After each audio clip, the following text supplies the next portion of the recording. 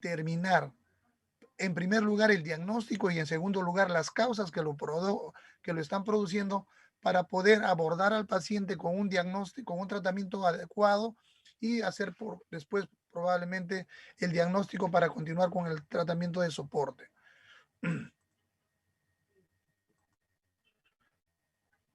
¿Qué es lo que queremos lograr con esta clase? Que ustedes comprendan los mecanismos de la fisiopatología de la insuficiencia respiratoria, así como los mecanismos que llevan al paciente a hipoxemia e hipercapnia, ¿no? Sobre todo también que identifiquen los valores normales de la gasometría arterial, que aprendan a utilizar los indicadores de oxigenación, ¿no? Para poder dar terapias adecuadas, ¿no? También que aprendan las diferentes formas de insuficiencia respiratoria y sus causas, que conozcan los diferentes dispositivos de oxigenoterapia y que planteen diferentes formas de suplemento y soporte oxigenatorio y ventilatorio.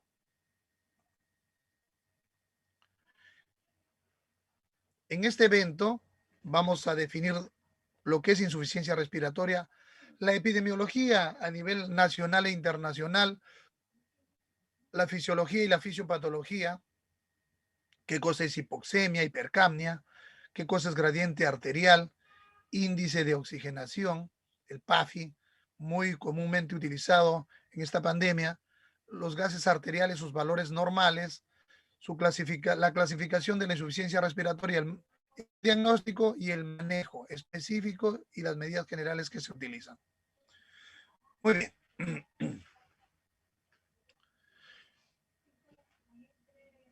Con respecto a la epidemiología a nivel mundial, cuando hablamos de insuficiencia respiratoria, realmente es un poco difícil de poder determinar, porque insuficiencia respiratoria no es una patología, una enfermedad, es un síndrome, ¿no? Es un síndrome que puede ser desencadenado por múltiples causas. Sin embargo, nos llegan datos de Europa en donde nos informan que la incidencia de insuficiencia respiratoria aguda potencialmente mortal es de aproximadamente 77,6 a 88,6 casos por cada 100.000 habitantes por año.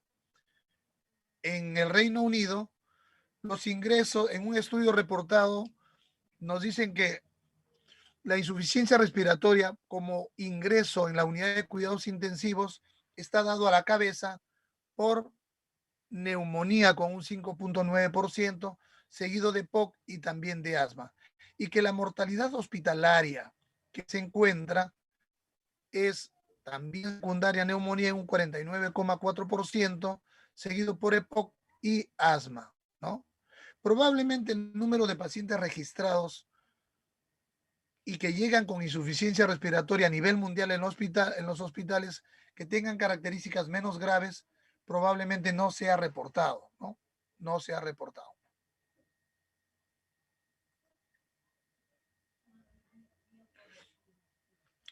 Muy bien.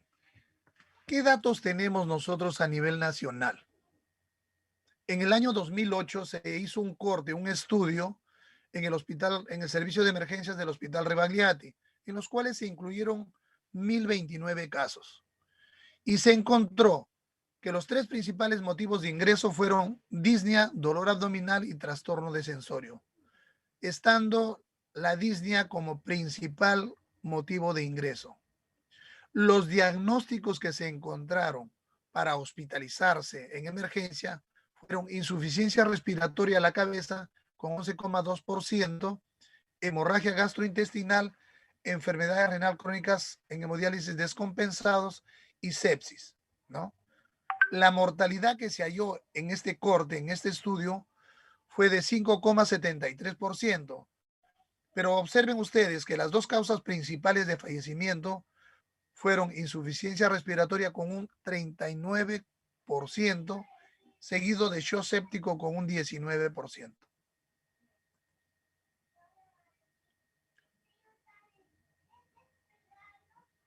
Lo cual nos indica pues que nosotros de todas maneras, si vamos a estar en un área hospitalaria tenemos que dominar este temita o este tema, ¿no? Ahora, veamos cómo es la epidemiología nacional actual en pandemia, ¿no? Pandemia. En este cuadro, en esta gráfica, nosotros observamos dos cortes. Uno, que lo hicimos antes de que inicie la pandemia, y el otro durante la cresta, durante la ola de la pandemia. El primero va a corresponder a febrero de 2020. El número de pacientes admitidos fue de 433, el número de pacientes hospitalizados, ¿no? Y observen cómo las cuatro primeras causas de ingreso está ITU a la cabeza, con 121 pacientes, seguido de insuficiencia respiratoria, con 86 pacientes, seguido de enfermedad renal crónica y ACV. Los porcentajes corresponden a ITU 28%, insuficiencia respiratoria 20%, enfermedad renal crónica 13% y ACV 11%, ¿no? Vean cómo la torta se reparte entre estas patologías. Sin embargo, en julio del 2020, estamos en la cresta de la ola, el número de pacientes admitidos casi se duplicó y de 400 pasaron a 814. Y las primeras cuatro causas de ingreso fueron insuficiencia respiratoria, uropatía obstructiva, dolor abdominal y TEC.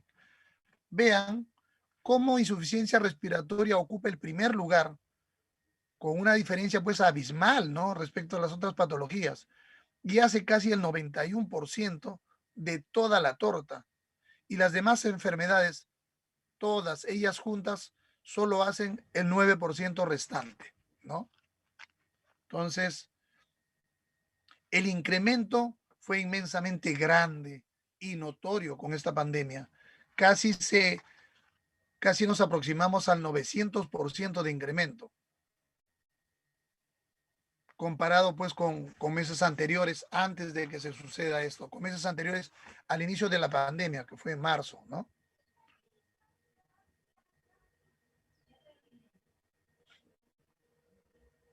Pero ¿cómo definimos nosotros insuficiencia respiratoria?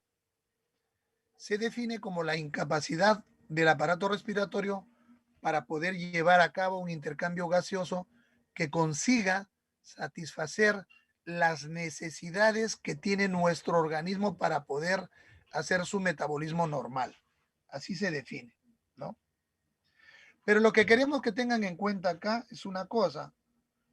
La insuficiencia respiratoria aguda no es una enfermedad por sí misma, sino más bien la consecuencia de una serie de problemas que interfieren con la capacidad del sistema respiratorio de poder cumplir adecuadamente su función. Ahora, este inadecuado intercambio gaseoso puede deberse a disfunción de uno o más componentes esenciales, como pueden ser, por ejemplo, el control de la ventilación por parte del sistema nervioso, la ventilación propiamente dicha, la difusión a nivel alveolo capilar o alteraciones de la perfusión a nivel sanguíneo, ¿no?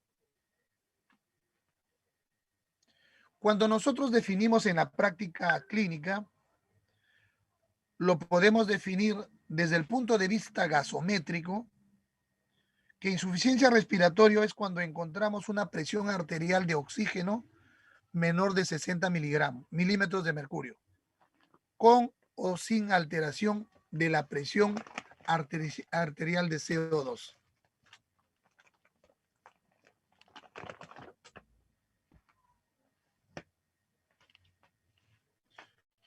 ¿Cuál es la principal función del sistema respiratorio? La principal función del sistema respiratorio es garantizar un adecuado intercambio de gases con el aire ambiental y la sangre, ¿no? O sea, ¿qué significa? Captar oxígeno del aire y eliminar el CO2. Esa es la principal función del sistema respiratorio.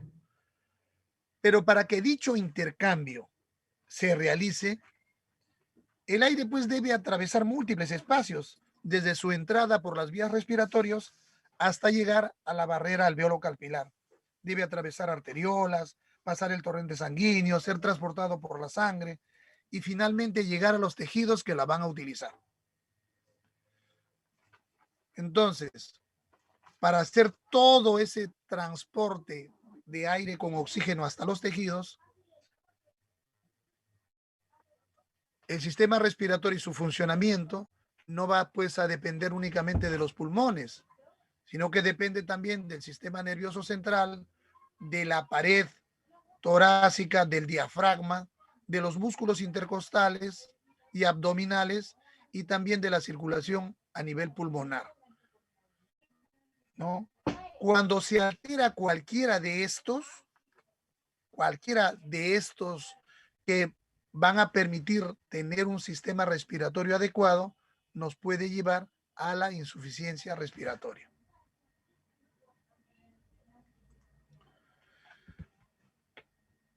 Muy bien. Una vez que ingresa ya el aire a los pulmones, a nivel de la unidad alveolo capilar se realiza el intercambio gaseoso. Esta es la unidad alveolo capilar y a ese nivel se va a realizar el intercambio gaseoso, ¿no?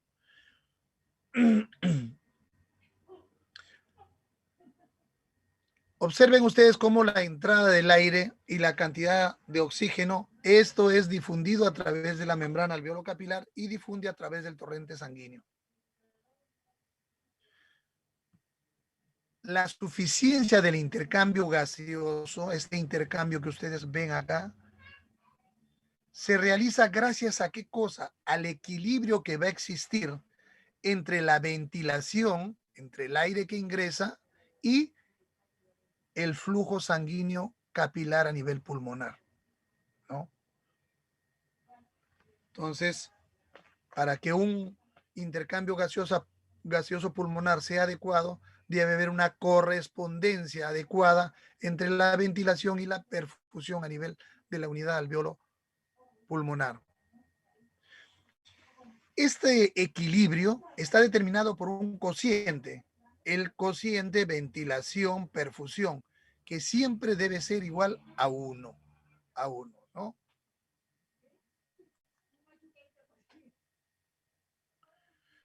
Entonces, en conclusión, el intercambio gaseoso va a estar determinado por la velocidad con que ingresa el aire fresco a los alveolos. ¿Y esto por qué está dado? Está dado por el sistema nervioso central, la jaula torácica, la expansibilidad. En segundo lugar, por la concordancia que debe existir entre la ventilación y la perfusión capilar. En números, esto debe ser identificado con el cociente y esta relación debe ser igual a 1, ¿no? Y además por la difusión, o sea, por la permeabilidad que debe existir de la membrana alveolo capilar, o sea, por la gradiente alveolo capilar, ¿no? Pero ¿qué sucede a ese nivel, a nivel de la unidad alveolo capilar, cuando no se produce una ventilación o una perfusión adecuada a ese nivel? Vamos a mencionar dos patrones anormales muy comunes que se pueden presentar para el intercambio gaseoso. El primero de ellos es cuando observen ustedes acá, cuando hay una ventilación disminuida con una adecuada irrigación capilar, ¿no? Entonces el cociente que se obtiene es un cociente menor a 1. El cociente de ventilación-perfusión es menor a 1, ¿no? A esto se conoce como Shan intrapulmonar, ¿no? Y hablamos de Shan verdadero cuando indica pues una ausencia total de intercambio gaseoso. Y hablamos de mezcla venoso cuando este cociente se encuentra entre 0 y 1. Es mayor de 0 pero menor de 1. Y conforme aumenta esta mezcla gaseosa, siempre se va a aproximar a 0. La fracción de Shan normal en un paciente normal va de 2 a 5%. Entonces, en el Shan intrapulmonar observamos que hay una disminución de la ventilación alveolar, pero se conserva o está incrementada la perfusión. El otro patrón anormal que nosotros vamos a observar es este, en donde la ventilación alveolar está normal. Sin embargo, la perfusión se encuentra disminuida y a esto se conoce como ventilación del espacio muerto. El coeficiente ventilación-perfusión es mayor a 1, ¿no? En personas normales, este coeficiente, este índice, está entre 0,2 a 0,3.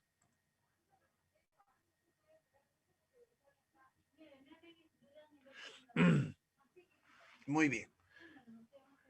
¿Cuáles son los mecanismos fisiopatológicos de insuficiencia respiratoria? Principalmente son 5, ¿no? Para que ustedes los recuerden. El primero de ellos es disminución del oxígeno inspirado y que se da con mucha frecuencia en aquellos pacientes que son alpinistas o que les gusta subir pues a las alturas, en donde la fracción de inspiración de oxígeno disminuye, ¿no? Esto es muy infrecuente, pero se da en este tipo de pacientes. La hipoventilación, que podemos observar en aquellos pacientitos que son portadores de enfermedades neurológicas o distrofias musculares, ¿no? Entonces no tienen una adecuada ventilación y por lo tanto no llevan un flujo adecuado de aire hacia los alveolos. La desviación o shunt, ¿no? En zonas bien perfundidas pero poco ventiladas, ¿no? Cuando se presentan, por ejemplo, en las neumonías, en las atelectasias o en aquellos pacientes con insuficiencia cardíaca descompensada que acuden por edema agudo de pulmón. La discrepancia ventilación-perfusión, una mala distribución ventilatoria, cuando hay abundantes secreciones a nivel de las vías respiratorias, sobre todo en los ancianos o en aquellos pacientes que cursan con broncoespasmo, como por ejemplo los asmáticos o los pacientes portadores de EPOC. También se pueden presentar como último mecanismo en aquellos pacientes que tienen defectos de difusión, los portadores de fibrosis pulmonar, enfisema pulmonar o que han tenido una resección a nivel pulmonar.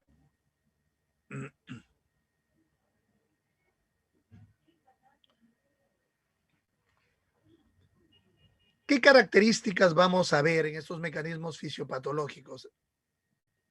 ¿Cuáles son estas características? Vamos a observar que, por ejemplo, cuando hay disminución de la presión parcial de oxígeno, de la presión inspiratoria de oxígeno, la presión arterial de oxígeno se encuentra disminuida. La presión arterial de CO2 también está baja. La gradiente alveolo arterial se encuentra normal y el paciente pues mejora con suplemento oxigenatorio. Cuando hay hipoventilación alveolar, la presión arterial de oxígeno está disminuida, la presión arterial de CO2 se puede encontrar alta, la gradiente alveolo arterial es normal y mejora también con suplemento oxigenatorio. Cuando hay una alteración de la ventilación perfusión, la presión arterial de oxígeno está baja, la presión arterial de CO2 está normal o alta, el gradiente alveolo arterial se va a encontrar incrementada y va a mejorar con suplemento oxigenatorio. Pero cuando hay un cortocircuito de derecha a izquierda o shunt, la presión arterial de oxígeno está baja, al igual que la presión arterial de CO2, la gradiente alveolo arterial se encuentra normal o alta y este tipo de pacientes no van a mejorar con suplemento oxigenatorio. Cuando evidenciamos que el mecanismo fisiopatológico es una alteración de la difusión, la presión arterial de oxígeno está baja, la presión arterial de CO2 también está baja, la gradiente alveolo arterial se va a encontrar elevada y el paciente mejora con el suplemento oxigenatorio. Habíamos mencionado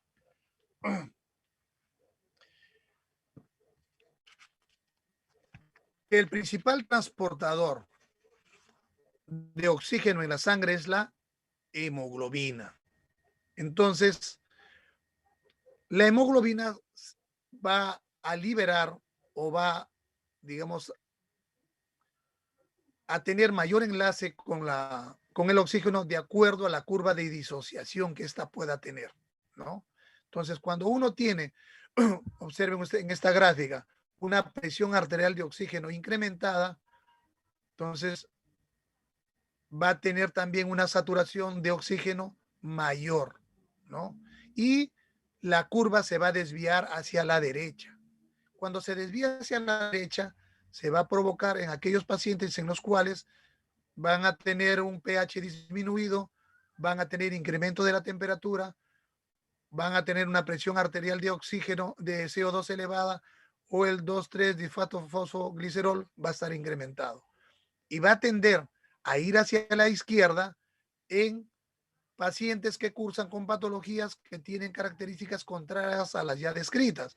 O sea, un aumento del pH, disminución de la temperatura, presión parcial de CO2 disminuida o disminución del 2,3-difosfatoglicerol, ¿no? Ahí se va hacia la izquierda.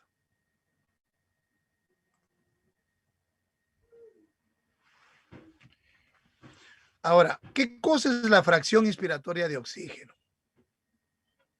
Cuando hablamos de fracción inspiratoria de oxígeno, nos referimos al aire, a la cantidad, a la concentración de oxígeno que se encuentra mezclada con el resto de gases en el aire. Su concentración es aproximadamente de 20,9%. Por lo tanto, nosotros de forma práctica lo utilizamos como una fracción inspiratoria de oxígeno de 21%. El resto está dado por nitrógeno, casi el 79%. Entonces, cuando nosotros estamos frente a un paciente y le colocamos algún tipo de suplemento oxigenatorio, vamos a decir que la fracción inspiratoria de oxígeno es la concentración medible o calculable de oxígeno que le podemos administrar al paciente. Y son estándares clínicos y ya veremos después cómo se va incrementando esta fracción de oxígeno de acuerdo a los litros que nosotros le administremos al paciente. ¿Y qué cosa es saturación de oxígeno? La saturación de oxígeno no viene a ser sino el punto de equilibrio en el que la presión de oxígeno de la sangre se va a equilibrar con la presión de oxígeno de la atmósfera y la hemoglobina se encuentra unida al máximo para esa presión parcial de oxígeno.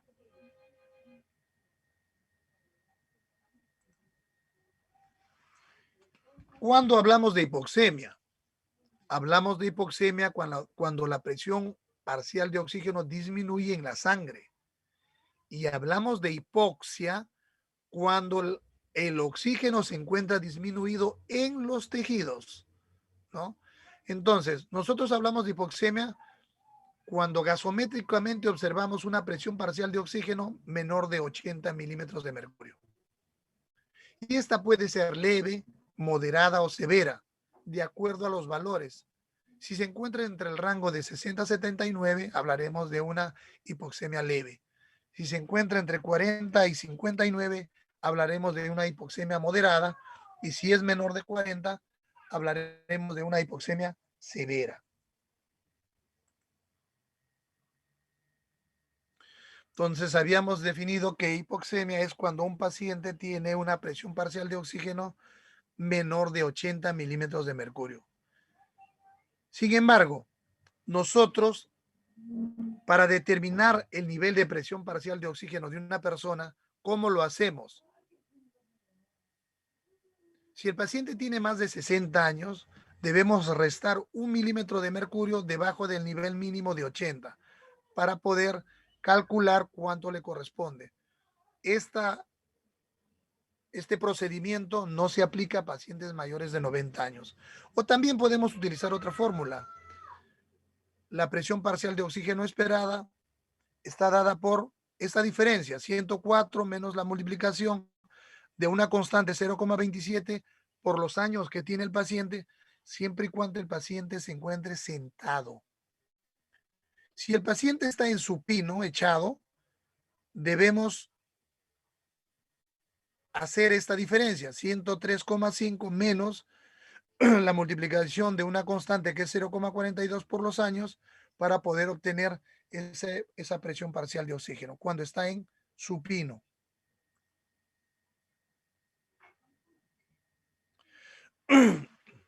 Muchas veces nos vamos a enfrentar a pacientitos que a pesar de que nosotros le colocamos oxígeno suplementario, este persiste con hipoxemia.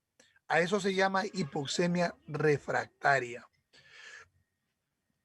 Pero hipoxemia refractaria lo vamos a definir en aquel paciente que tiene una presión parcial de oxígeno menor de 60 milímetros de mercurio cuando se le administra una fracción inspiratoria de oxígeno mayor de 35%. Entonces, allí hablamos de hipoxemias refractarias. Pacientito que ya está con oxígeno, con un FiO2 mayor de 35 y a pesar de eso encontramos su presión parcial menor de 60 milímetros de mercurio. O también hablamos de hipoxemia refractaria cuando la presión parcial de oxígeno es menor de 60 milímetros de mercurio con un FiO2 menor de 0,35, en el cual ustedes le han hecho la prueba de oxígeno menor de 10 milímetros. O sea, ¿qué hicieron? Elevaron el FiO2 en 0,2 y se obtuvo una elevación menor de 10 milímetros de mercurio en la presión parcial de oxígeno. Si a pesar de elevar esto, ustedes obtienen una elevación menor de 10 milímetros de mercurio, también estamos hablando de hipoxemia refractaria, siempre y cuando tenga la presión parcial de oxígeno menor de 60. Cualquiera de estas dos es útil para poder hacer el diagnóstico. ¿Cuándo se observa hipoxemia refractaria? En aquellos pacientes portadores de enfermedades cardiovasculares que tienen shock intracardíaco de derecha a izquierda o son portadores de fístula arteriovenosa pulmonar. Y a nivel pulmonar, cuando tienen una neumonía consolidada, atelectasia lobular, una neoplasia gigante o un síndrome de distrés respiratorio del adulto.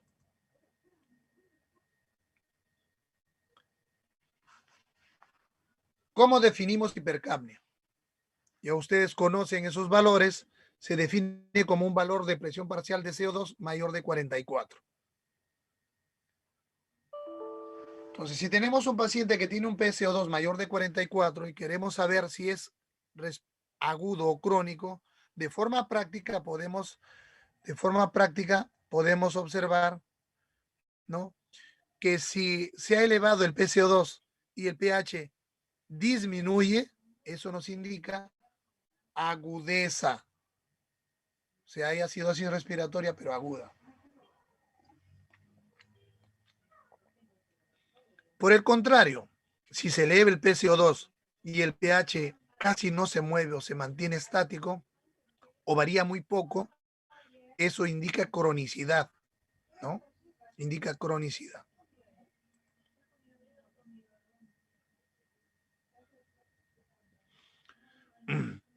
Muy bien. Y llegamos a la parte de la vedette, de lo que nos ha ayudado a nosotros en, digamos, el manejo de la pandemia, el PAFI. Es un indicador de oxigenación que se va a obtener dividiendo la presión arterial de oxígeno entre el FiO2, ¿no?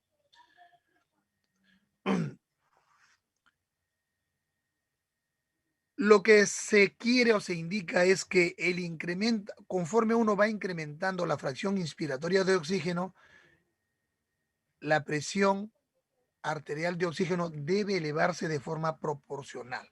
A mayor FiO2 deberíamos encontrar una mayor presión parcial de oxígeno. Ahora, ¿cuál es el PAFI normal? El PAFI normal fluctúa en el rango de 425 a 485 con un FiO2 de 0,21. ¿Cómo lo obtenemos? El PAFI lo vamos a obtener dividiendo el 100%, que es la presión arterial de oxígeno en un paciente normal, entre el FiO2 normal a cualquier nivel, que es 0,21. Esto nos va a dar 476. Entonces, los rangos estipulados para hablar de un PAFI normal van de 425 a 480. ¿Ya? ¿Y cuál es la presión arterial de oxígeno esperado cuando uno le administra a un paciente FiO2 incrementado? en un pulmón sano. ¿Cómo obtenemos? Entonces, nosotros podemos encontrar esta presión parcial de oxígeno multiplicando 5 por el FiO2 más menos 10 milímetros de mercurio. Esa es la presión parcial de oxígeno esperada en un paciente con un pulmón sano.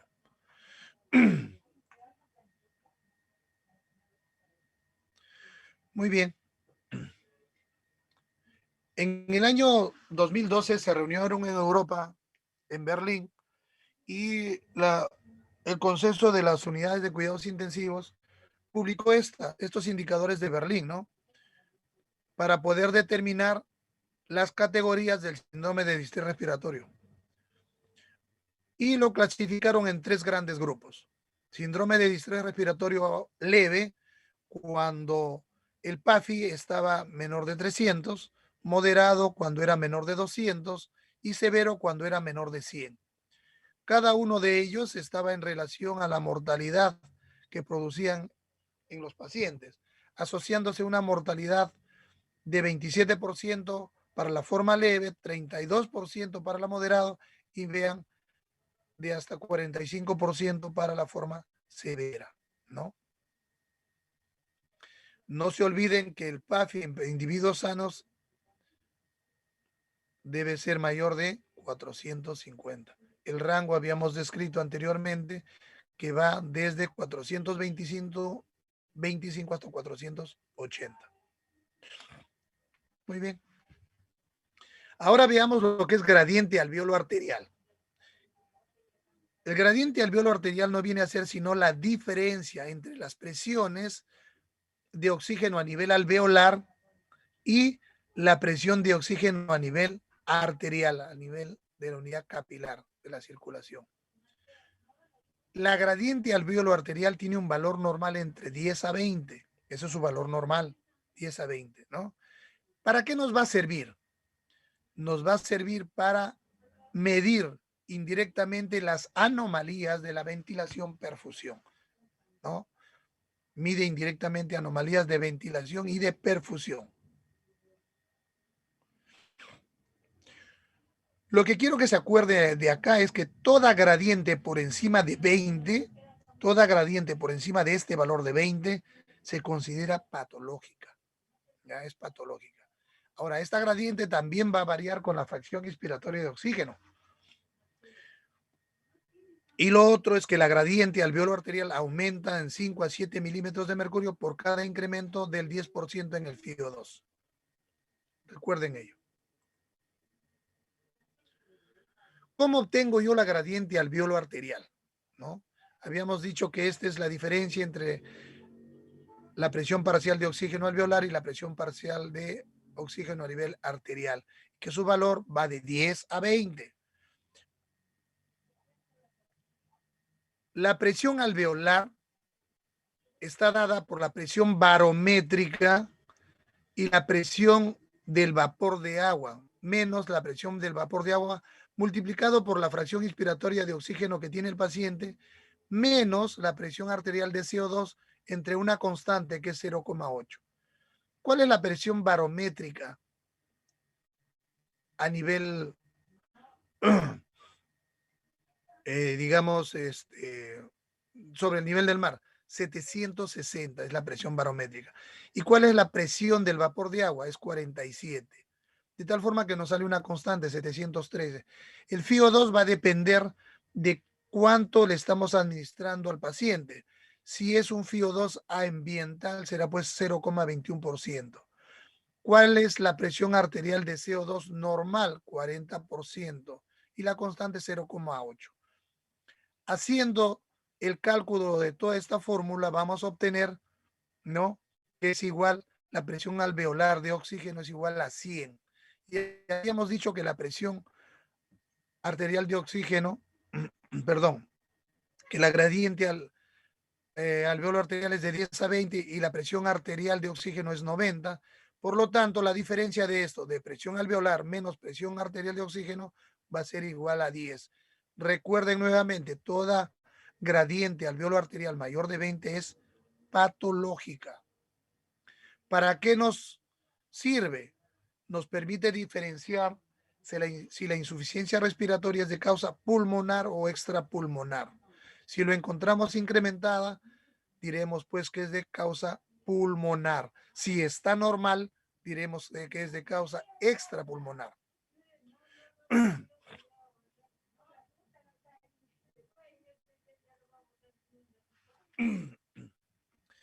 Ahora, ¿cómo podemos calcular el SHAN, el porcentaje de SHAN intrapulmonar?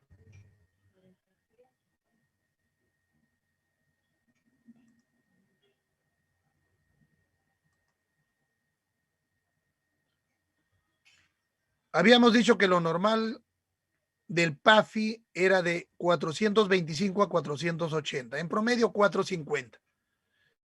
Entonces, por cada 100 de diferencia, el SHAN es aproximadamente de 5%. Si nosotros tenemos un PAFI, por ejemplo, de 170 y la presión, el PAFI normal es de 450, la diferencia va a ser 280. Si por cada 100 hay 5% normal con 280, vamos a tener un 14% de SHAN. ¿Cómo calculamos el SHAN intrapulmonar con la gradiente? Por cada 20 milímetros de mercurio de gradiente, eso equivale a un 1% de SHAN. Por ejemplo, si nuestra presión alveolar arterial de oxígeno es de 170 y nuestro FiO2 es de 100%, para calcular la presión alveolar de oxígeno, utilizamos la presión barométrica, la presión parcial de agua, y al final vamos a obtener 663. Entonces, estos 663 le vamos a restar la presión arterial de oxígeno y vamos a quedarnos con 493. Si la gradiente alveolo arterial en pacientes con FiO2 de 100 es de 50 a 70, por lo tanto, si le resto a 493,70 me quedan 423. Si habíamos dicho que de cada 20 equivale a 1% de SHAN, de 423 vamos a obtener un 21,15% de SHAN.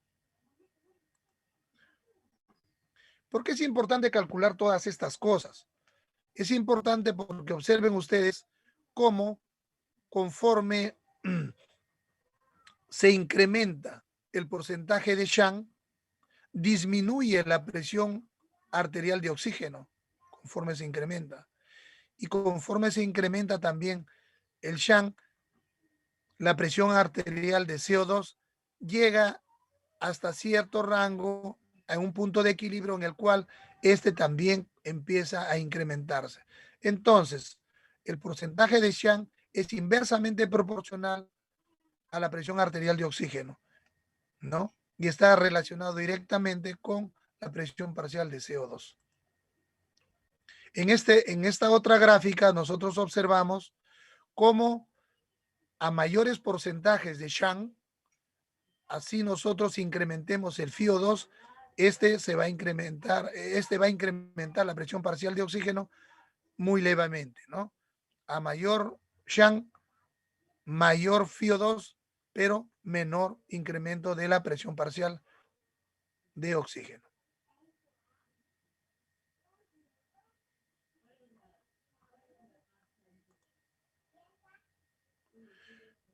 Muy bien. Otro aparato que nos ha servido como un instrumento muy útil para el manejo de la pandemia ha sido pues la oximetría de pulso, ¿no? Los pulsoxímetros, ya sean de dedales o hay pulsoxímetros mucho más grandes, ¿no? ¿Por qué es importante un oxímetro de pulso? Porque es un procedimiento que nos permite valorar al paciente de forma no invasiva, de forma continua y de forma limitada. Sin embargo, hay que tener en cuenta algunas cosas, algunas características que pueden causar error. En primer lugar, los que nos dan una saturación falsamente normal, ¿no? Una saturación falsamente normal.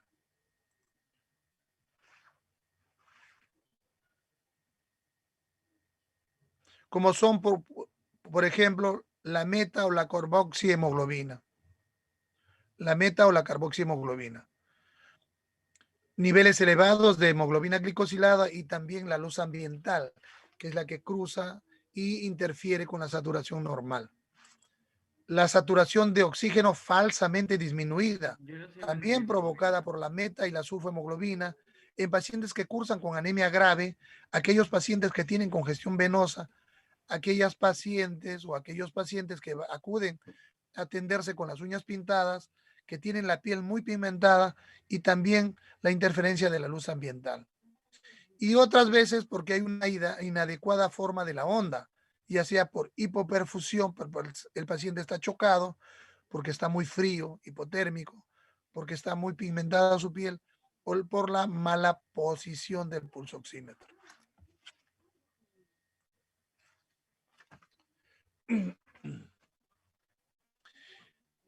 Recordar que los niveles de saturación de oxígeno fluctúan entre 95 a 99%, eso es lo normal. Cuando nosotros encontramos un pacientito que está entre 91 y 94, hablamos de hipoxemia leve, moderada cuando está entre 86 a 90 y severa cuando estos pacientes tienen pues menor de 86%. A nivel prehospitalario hay una correlación, ¿no? Cuando se utiliza la pulsoximetría y vemos que cuando el paciente satura entre 90 y 95%, decimos que la presión arterial de oxígeno se encuentra entre 60 y 80 milímetros de mercurio. Cuando la saturación de oxígeno es 90 o menor, significa que la presión parcial de oxígeno está en 60 milímetros de mercurio y por lo tanto el paciente está en insuficiencia respiratoria aguda.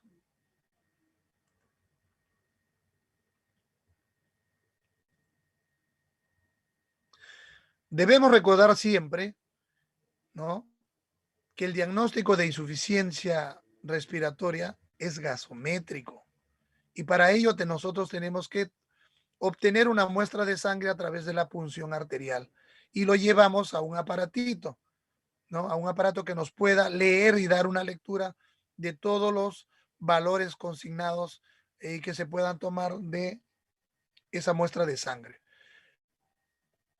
Los valores normales son, ya habíamos dicho, para una presión parcial de oxígeno mayor de 80. Por menor de esto, si hablamos de hipoxemia. La presión parcial de CO2 fluctúa entre 35 a 45. La saturación de oxígeno debe ser mayor de 90. El bicarbonato fluctúa entre 24 más menos 2 y el pH en un rango de 7,35 a 7,45, ¿no? Y podemos también obtener a través de esta gasometría diferentes variables como son el PAFI y el gradiente alveolo arterial.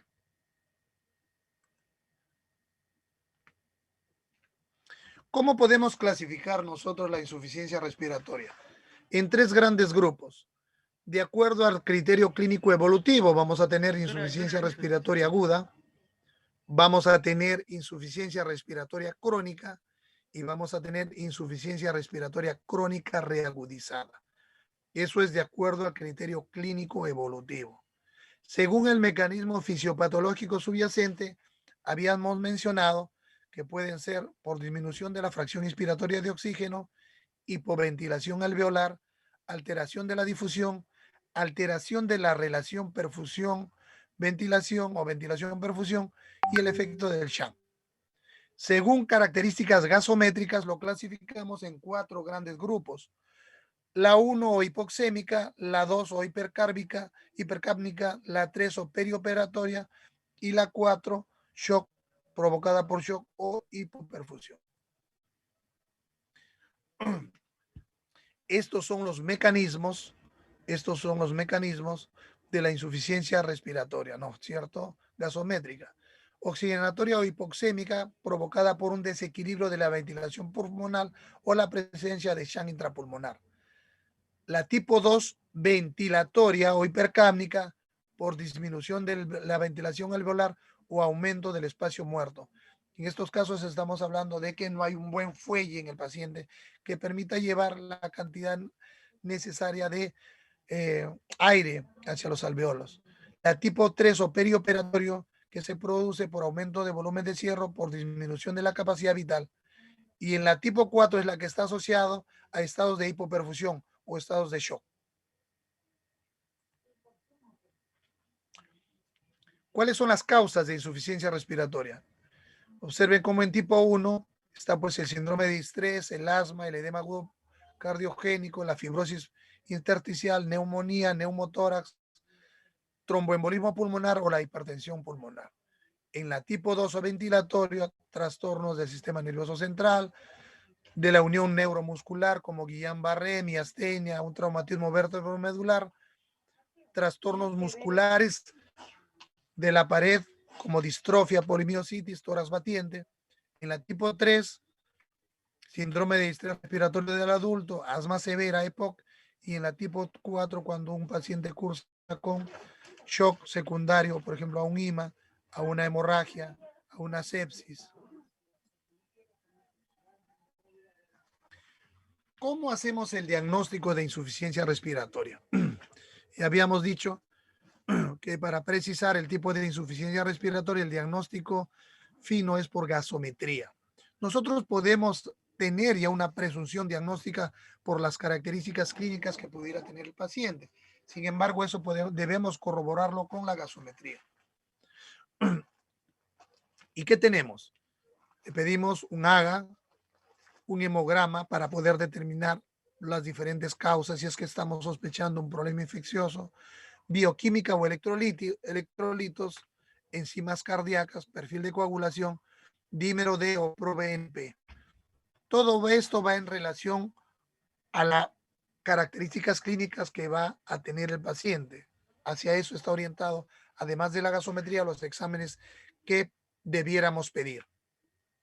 En cuanto a estudios por imágenes, podemos valernos de una radiografía de tórax, una tomografía axial computarizada, una ecografía que está muy de moda y que se utiliza mucho actualmente en todas las emergencias, la ecografía, un scan, ventilación, perfusión y el electrocardiograma si es que estamos sospechando un problema cardiovascular. Esta es una radiografía de tórax normal en una paciente mujer en el cual vemos claramente la radiolucidez de ambos campos pulmonares. En contraparte con esta otra radiografía en el cual vemos pues la presencia de un infiltrado difuso alveolar y el cual el paciente cursa con un síndrome de distrés respiratorio severo. Acá podemos observar otras de las causas que originan una insuficiencia respiratoria.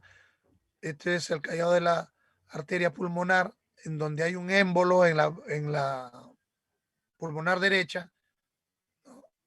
Y que va a estar provocando un tromboembolismo pulmonar.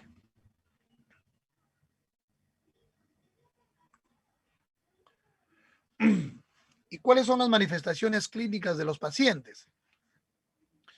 Las manifestaciones clínicas de los pacientes van a estar en relación a si es por hipoxemia o por hipercapnia. Si es por hipoxemia, el paciente se va a encontrar disneico, taquipneico, vamos a observar cianosis peribucal o distal, diaforesis. El paciente puede estar taquicárdico o bradicárdico, hipertenso o hipotenso, de acuerdo a la evolución que tengan de la enfermedad de fondo que está padeciendo. Puede presentar incoordinación motora, soñolencia, convulsiones e incluso estar en coma, ¿ya? Si el paciente cursa con hipercapnia, vamos a observar un paciente pues desorientado, con tendencia al sueño, aletargado, ¿no? Con dolor de cabeza, a veces con temblores, asterisis y también puede llegar al coma. Entonces, de acuerdo a las manifestaciones, si es por hipoxemia o por hipercapnia. Este es un cuadro en que nosotros vamos a cuantificar o mencionar o valorar. Habíamos dicho que la insuficiencia respiratoria no es una enfermedad única o no es provocada por una enfermedad única, sino que es un síndrome que es provocado por múltiples enfermedades, ¿ya? Entonces, que pueden ser pues de origen ventilatorio, a nivel respiratorio, cardíaco o nivel cerebral. Entonces acá estamos presentando un algoritmo para que puedan llegar a precisar el diagnóstico diferencial de la insuficiencia respiratoria. ¿Cómo manejamos nosotros la insuficiencia respiratoria en emergencia? Todo paciente que llega hay que brindarle pues medidas generales como son oxigenoterapia, suplemento de oxígeno, oxigenoterapia, plantear la necesidad de una ventilación no invasiva o invasiva. Podemos utilizar nebulizaciones de acuerdo a la patología con la cual estén, aspirar secreciones si vemos que no manejan de forma adecuada sus secreciones, darle fluidoterapia, ya sea agresiva, cuando es secundario a un problema de descompensación hemodinámica, brindarle también fisioterapia respiratoria, vendaje de miembros inferiores y anticoagulación profiláctica, si es un paciente que lo amerita. Y como medidas específicas, vamos a tratar de manejar la enfermedad de fondo que está originando este problema de insuficiencia respiratoria, ya sea cerebral, respiratoria, cardíaca o hemodinámica, o infecciosa, ¿no? Entonces, como medidas específicas, le daremos tratamiento a la causa de fondo, ya sea antibióticos, anticoagulaciones totales, vasodilatador o diuréticos, inotrópicos, corticoides, o realizaremos algún procedimiento como una intubación para poder apoyar de forma específica al paciente.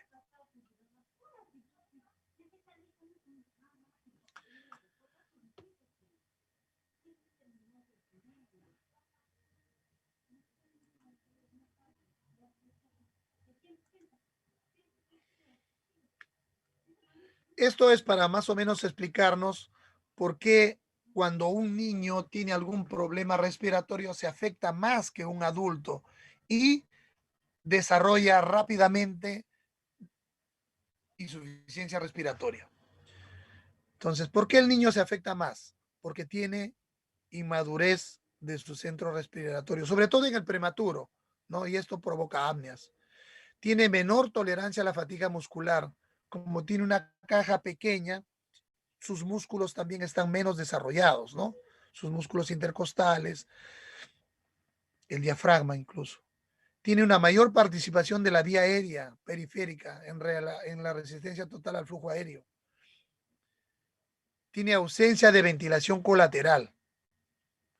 Tiene una mayor distensibilidad de la pared torácica, pero su componente retráctil elástico es menor. Tiene una mayor proporción y tamaño de las glándulas submucosas bronquiales.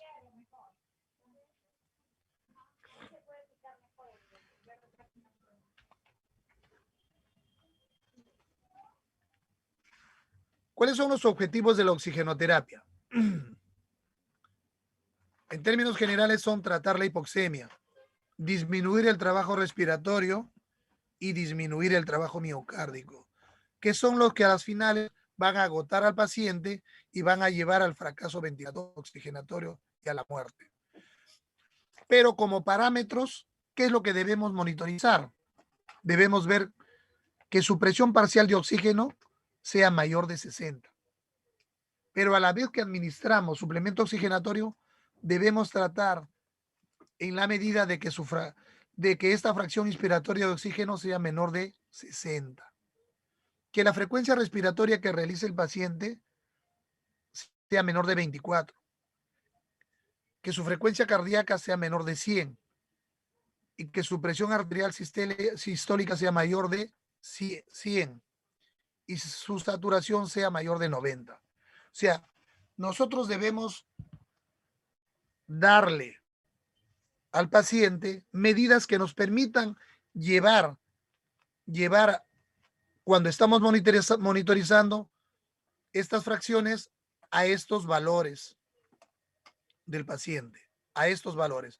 Muchas veces vamos a encontrarnos con pacientes que tienen pues una presión parcial de oxígeno de 50. Tenemos que tratar de que sea mayor de 60. Empezamos muchas veces con una fracción inspiratoria de 100% en aquellos pacientes que sometemos a ventilación mecánica. Entonces debemos disminuir esa fracción inspiratoria a menor de 60. Lo ideal sería que esté en 40. Que cuando respire el paciente, pues veamos que este no está por encima de 20. Bueno, estos valores son a los cuales nosotros debemos de llevar a nuestros pacientes. Estos son nuestros parámetros objetivos. Y como dispositivos de oxígeno, ¿qué tenemos para poder brindarle al paciente este suplemento? Tenemos los dispositivos de bajo flujo que tienen un FiO2 variable y los dispositivos de alto flujo, aquellos que tienen un FiO2 constante. Dentro de los dispositivos de bajo flujo tenemos las cánulas nasales, las mascarillas faciales y las máscaras con bolsa de reservorio. Y dentro de las de alto flujo tenemos las máscaras de Venturi y las cánulas de alto flujo.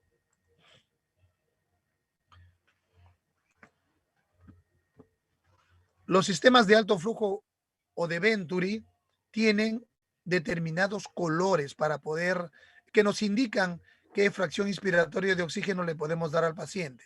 Por ejemplo, el azul brinda un FiO2 de 24, el amarillo de 28, el blanco 31, el verde 35, rosado 40 y el anaranjado 50 de FiO2, ¿no? Y a su vez tienen ciertas marcas que hay que mantener abierto para poder dar el flujo total de oxígeno en ese momento, ¿no? Entonces, por ejemplo, el flujo de oxígeno recomendado para un FiO2 de 24 es 4 litros. Entonces tenemos que buscar nosotros en estas flechitas 4 litros. El flujo de oxígeno recomendado para 28, para dar una fracción inspiratoria de 28%, también de 4 litros, para dar una fracción inspiratoria de 31 es de 6, 35 de 8, 40 de 8 y a partir de 50 es de 10 litros.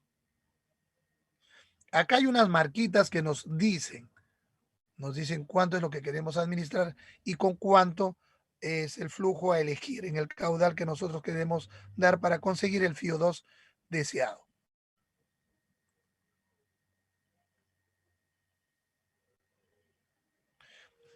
Dentro de los sistemas de bajo flujo tenemos las cánulas binasales. Recordar, creo que ya han hecho ustedes un seminario de oxigenoterapia, que van escalándose de acuerdo a los litros por minuto, 24, 28, 32, 36 y hasta 40%. Más de 40% con cánula binasal nosotros no podemos administrar o incrementar el FiO2 del paciente. Mal haríamos en ponerle una cánula binasal y mantenerlo con 8 litros cuando todo ese oxígeno se está perdiendo. Lo máximo es 5 litros por minuto, 40%. Máscaras de oxígeno que nos van a brindar 40 a 45, 45 a 50 y 55 a 60 con esta cantidad de litros por minuto. Las máscaras de reservorio con bolsa de reservorio reinhalatoria, ¿no? Que nos permiten brindar hasta 80% con 12 litros y las con reservorio, pero no reinhalatoria, los que nos permiten llegar hasta 99% con 8 a 12 litros.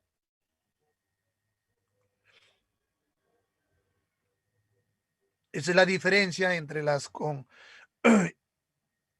unidireccionales y las que no son unidireccionales. Observen acá cómo el oxígeno ingresa y se redistribuye en ambos lados.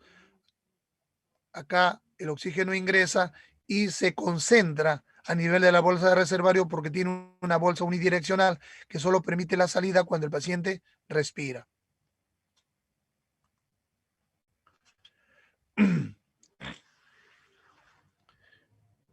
Cuando nosotros administramos oxígeno a un paciente, este oxígeno suplementario habíamos dicho que puede ser mayor de 60%, pero esto no debemos mantenerlo más de 48 horas. ¿Por qué? Porque el oxígeno produce toxicidad a nivel pulmonar, malogra, daña los pulmones. Cuando el FiO2 es mayor 0,21, ya el paciente pues, puede sufrir lesiones. Y a mayor FiO2, mayor de 60, se van a presentar problemas como microatelectasias, disminuye la elasticidad y la capacidad vital del pulmón del paciente, elevación de la gradiente alveolar arterial de oxígeno y en pacientes con EPOC induce a la hipoventilación, disminuye su estímulo respiratorio.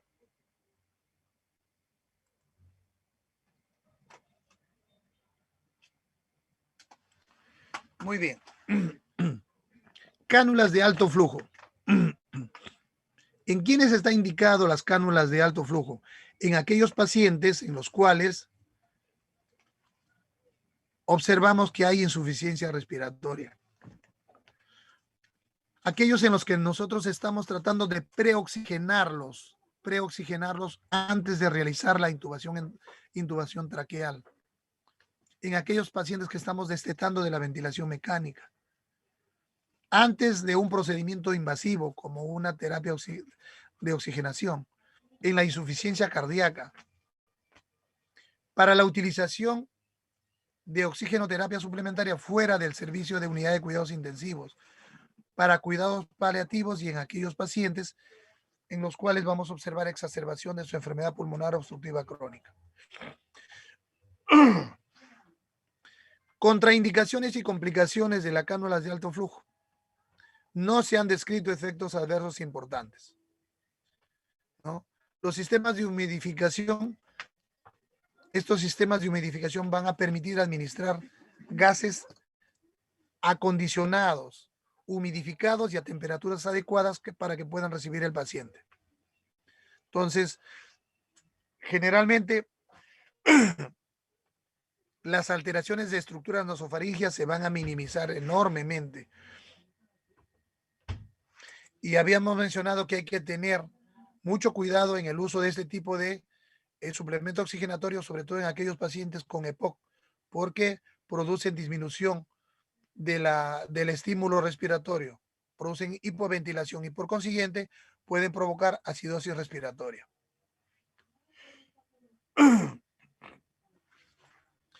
Si vemos que un paciente, a pesar de haber utilizado cánulas de bajo flujo, alto flujo, no obtenemos la respuesta adecuada, la alternativa final es ofrecerle ventilación mecánica. Pero esa ventilación mecánica puede ser de dos tipos: ventilación mecánica no invasiva y ventilación mecánica invasiva. La ventilación mecánica, ¿qué va a hacer? Va a sustituir la función respiratoria normal de forma temporal, ¿ya? Y esto va a ser hecho por respiradores, estas máquinas. El objetivo es disminuir el trabajo respiratorio en el paciente, revertir la hipoxemia y la acidosis respiratoria. Cuando tratamos de elegir cuál de las modalidades vamos a utilizar, tenemos que pensar de forma razonable. Para ventilación mecánica no invasiva, necesitamos que el paciente esté despierto, que colabore, ¿ya? Se requiere también contar con personal entrenado que nos ayude a monitorizar y nuevamente hay que hacer una adecuada selección del paciente. No podemos colocar un paciente que tiene algún trastorno de sensorio bajo o disminuido o que tenga abundantes secreciones o que esté hemodinámicamente inestable. No, se necesita un paciente estable hemodinámicamente y despierto que colabore.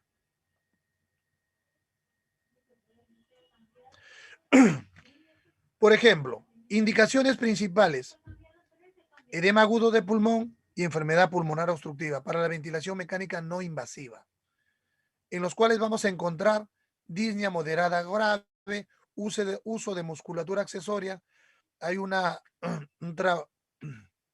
descoordinación tóraco-abdominal para la respiración, la frecuencia respiratoria se encuentra por encima de 30. Si nosotros le hacemos gasometría, observamos que puede tener un PAFI menor de 300, una presión parcial de oxígeno menor de 60 y una saturación de oxígeno menor de 90 con un FiO2 mayor de 50%. En las enfermedades pulmonares obstructivas, se indica en aquellos pacientes que tienen las mismas características del paciente con edema agudo del pulmón, pero que cursan con acidosis respiratoria, un pH en 7,3. Contraindicaciones tenemos relativas y absolutas, ¿no? Relativas, habíamos dicho, depresión leve del sistema de conciencia. No aplicar en pacientes que tienen una escala de Glasgow menor de 8, están confundidos o agitados, con secreciones abundantes, ¿no? Contraindicaciones absolutas, obstrucción de vía superior, parada respiratoria, agitación, shock.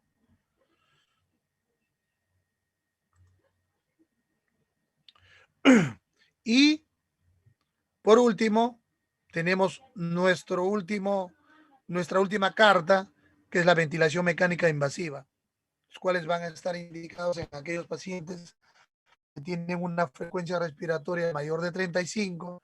Vemos que es un paciente que está agotando su musculatura respiratoria, frente a pacientes que cursan con hipoxemia refractaria, un mal manejo de vía respiratoria, un paciente que está con encefalopatía de algún grado, la indicación es ventilación invasiva. Hay que valorar, pues, de forma global al paciente, ¿no? Hay que valorar. Habíamos dicho, todos los pacientes que tienen contraindicaciones para ventilación mecánica no invasiva deben ser sometidos a ventilación mecánica invasiva.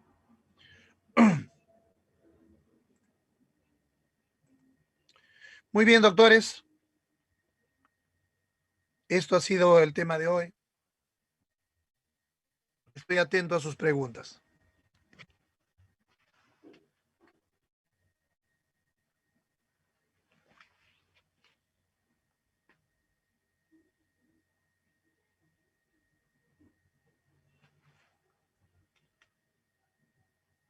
Doctores, ¿alguna pregunta?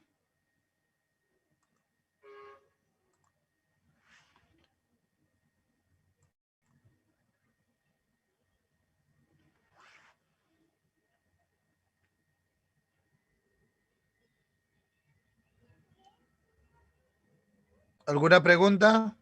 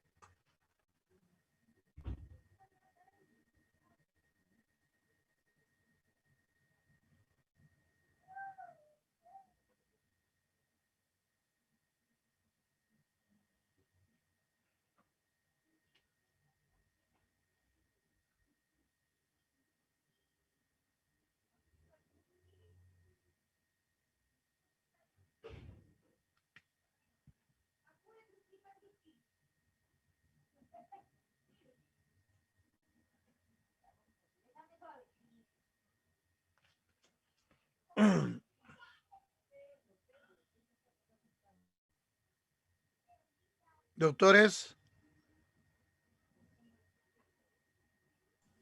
No, doctor, creo que no hay ninguna pregunta. No, doctor, todo claro. Gracias. yo pensé que me habían dejado solo y me había pasado toda la hora hablando solito. Gracias por responder, doctores. Ya. No, con gracias. Gracias, Gracias, doctor. Gracias, doctor. Gracias, doctor. Gracias, doctor. Hasta luego. Doctor, muy buena clase. Gracias, doctor. Gracias, doctor. Hasta luego. Doctor. Gracias, doctor. Gracias, doctor. Gracias, doctor.